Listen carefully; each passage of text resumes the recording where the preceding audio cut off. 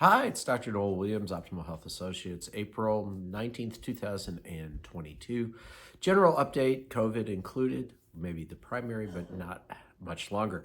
So COVID cases have continued to fall. There's been, a little bit of, they've gone, woo, don't know. So we're getting lower, less deaths, less cases. So is it over? Yes and no. I mean, the first thing is, it's going to become an endemic virus where we're going to get it seasonally. So when Fauci said recently it may come back in the fall, yeah, it's going to. Who cares? The bottom line is there's pretty mass immunity from Omicron and Delta. Omicron was highly infectious, and so that led to people getting sick, which again raised their immune systems. When we look at antibody levels in people who got Omicron, they're through the roof, they're off the scale. So I think, again, as many people more studied than I am who may not be pragmatic or functional, but at least know their stuff in terms of virology and immunology, have said there's good immunity. Now, does that mean you can't get infected? No, it means 99% of the time you're not going to get infected with anything currently out there or any of the expected variants over the next year. But we're going to have some kind of level of immunity from it. So don't worry. Stop worrying. Stop being so fearful. Most people probably listening to this aren't as fearful because they understand this has been a performative event over the last year and a half, more than anything.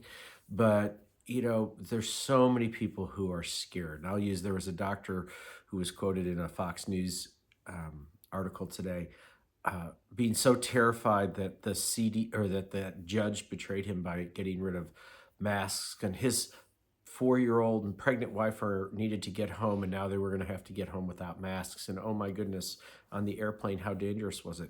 Well, I actually had to Twitter him back, tweet, sorry, and say, obviously you're not keeping up with. I was not as unkind as many people, but I didn't say obviously. I said, you are not, dear Dr. So-and-so, you're not keeping up with the current literature on COVID transmission.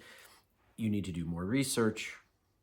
And since I had to be abbreviated, please look at the Spanish data, which shows there's no difference in masking versus non-masking outcomes in young children, and which showed that there's no difference in a humongous group of children, 5 and 6 years old, who were in the same classrooms across Spain. The 6-year-olds were masked, the 5-year-olds weren't.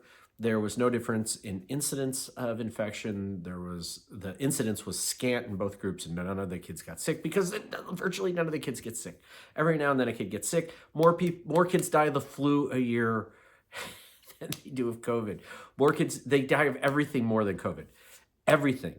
In the end, I predict the vaccine will have been more detrimental to children, especially little kids,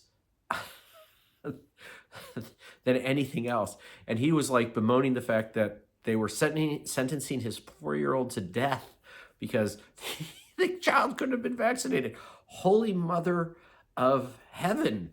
Do you want to vaccinate a 4-year-old when the actual incidence of hospitalization in a 4-year-old is less than 1 in 100,000?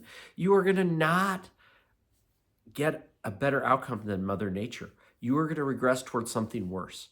I mean, we know the data. I won't even go into it. So the bottom line is people are too scared and they can't think. Some of you who can't think need to start questioning. I actually come to the conclusion that a lot of this is all fault of the people slightly older than me, who are in their 60s and 70s, who gave their kids trophies for everything.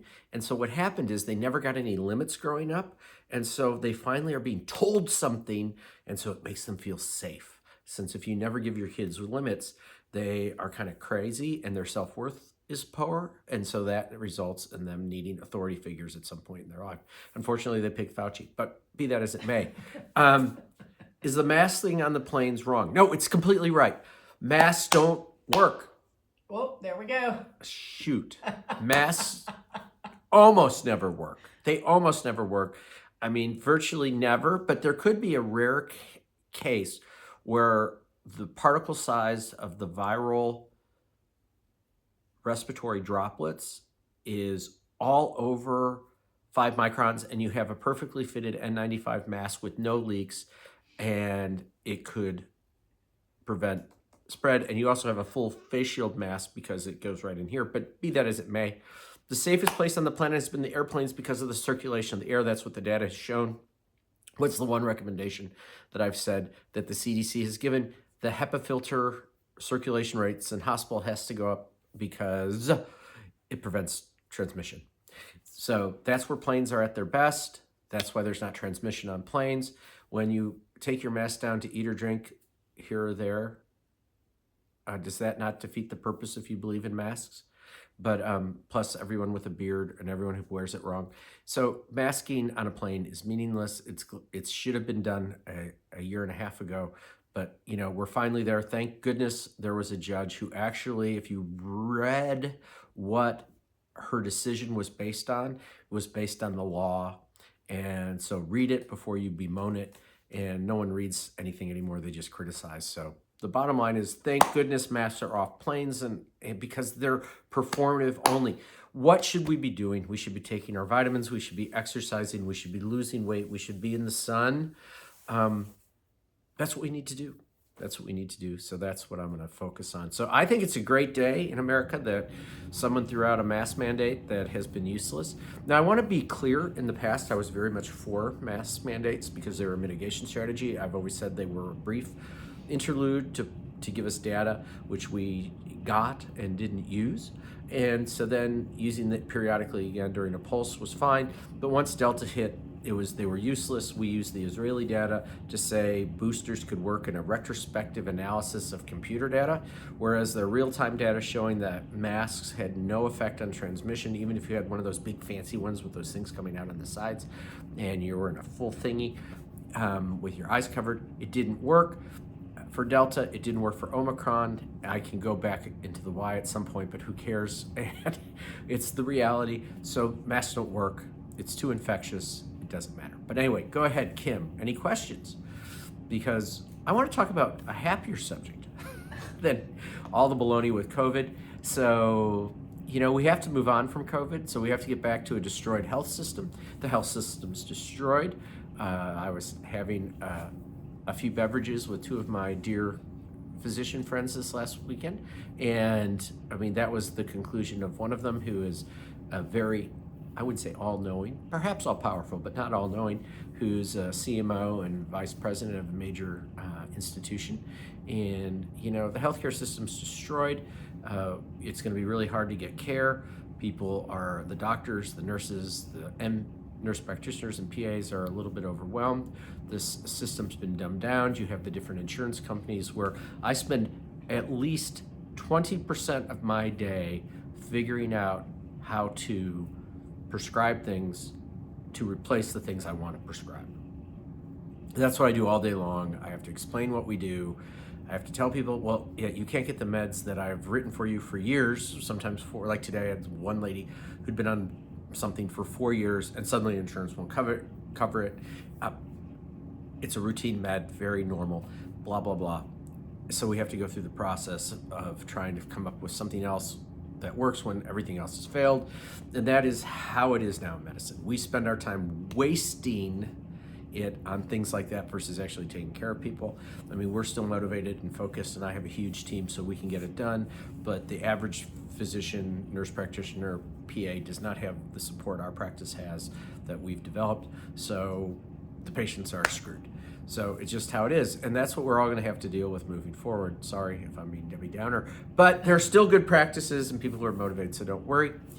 Any well, question? How about every time I try to pick up anything, since I'm on Plaquenil, I have to talk to the pharmacist. Oh, the baloney of Plaquenil. Kim's on Plaquenil. She's been on it forever. I mean, not that I'm saying she's old, but... Okay. But, you know, every time she picks up Plaquenil now, oh, you're getting a Z-Pack. Oh, you're getting this. It's horse manure.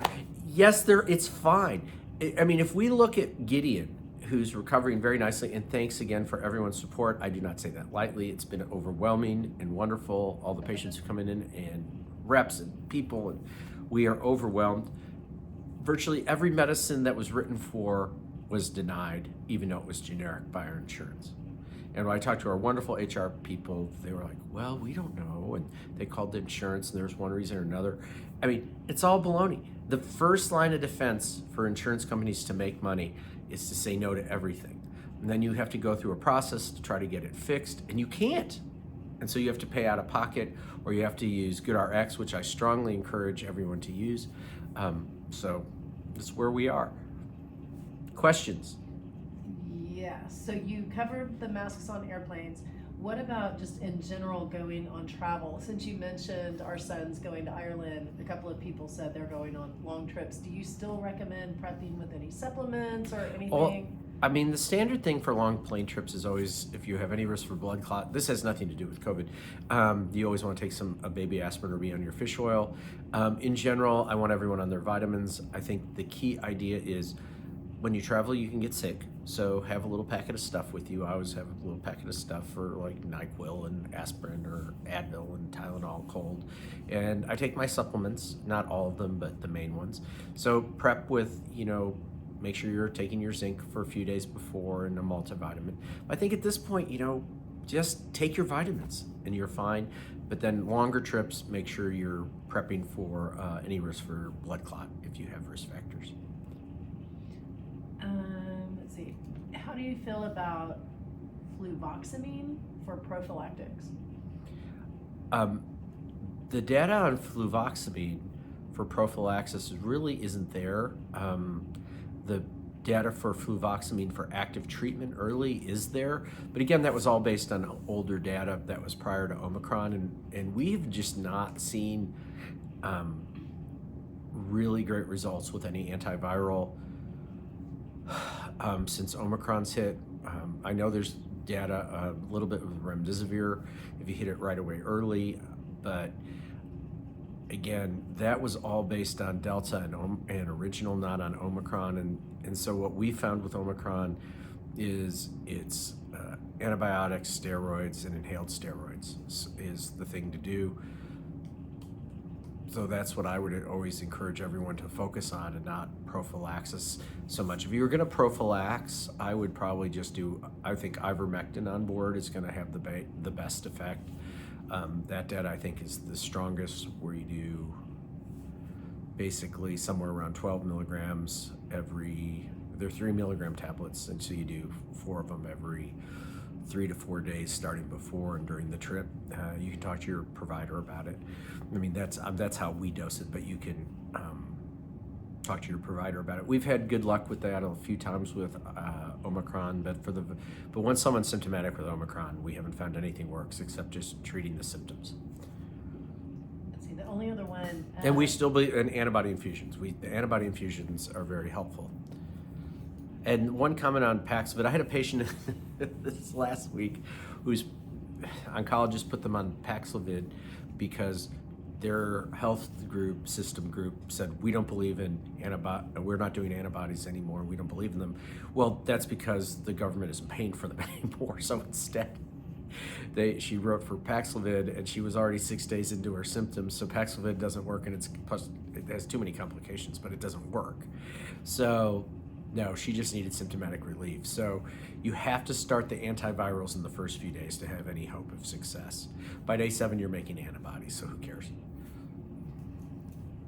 One person commented on something you said that Israel reports 60% of the ICU patients are fully vaccinated, and for you to stop spreading propaganda.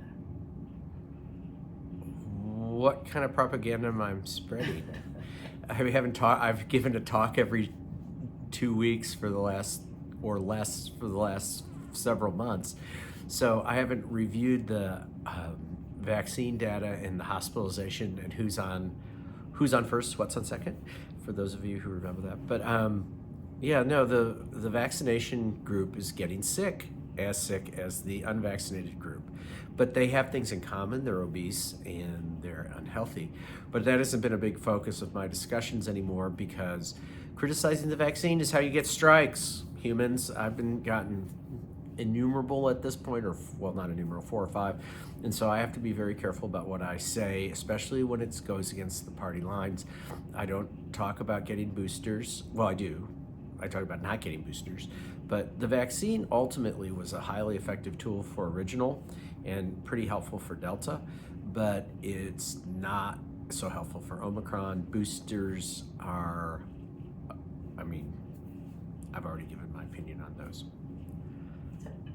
Okay, that's all. So happy thoughts, everything at Optimal Health. Our practice is good. We have a new provider, Michelle Weisenhunt, who's a dedicated aesthetics nurse who brings a whole new series of skills that are dedicated to beauty. So that's very exciting. We have a few other things we're doing. Our ozone therapy is really making some huge impacts. Definitely something to think about. There's procaine therapy or neuronal therapy, very interesting. So we have a whole series of things to restore and regenerate normal functions, always something to think about. We're getting close on our COVID rollouts for the study for first the pulmonary fibrosis long haul and then a different long haul thing. Those studies are phase 2 trials, so we're getting close on those they're approved, but getting started close means in the next few months. So anyway, that's it. Thanks, Kim. You do not look anywhere near your age. Okay. And take care, humans. Thanks for the support. Love one another. Be forgiving. Bye.